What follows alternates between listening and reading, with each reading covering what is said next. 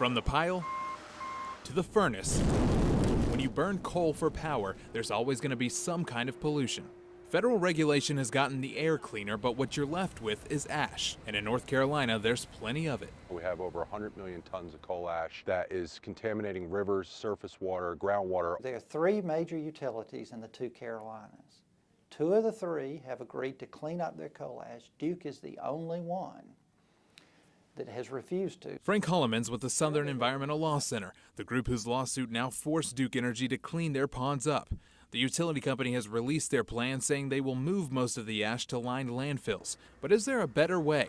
We decided to see how it's being done by our neighbors to the south. Over our whole system, we have 11 million tons of coal ash. At Santee Cooper Power near the coast of South Carolina, ash is being reused. Every situation is unique. We benefit from having close proximity to the customers who can use this ash. Now, all of this used to be wetlands, but it's now one of 7 of Santee Cooper's coal ash ponds. It's 169 acres and holds 1.7 million tons of coal ash that they're in the process of removing. But first, you've got to dig it up.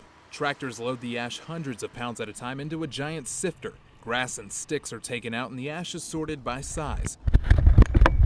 Larger chunks get thrown in again until it's about the consistency of dirt. Then it's hauled off to here, where the ash gets recycled. A lot of people just dispose of the ash, but from our perspective, it's a tremendous resource. Jimmy Knowles is with the SEFA Group. The company has developed new technology that allows them to recycle wet ash from ponds. Even though it's not hazardous, you need to handle it properly. So if we are able to beneficially use the material to produce concrete or use it in plastic or paints or things like that, then it's not available to cause any harm.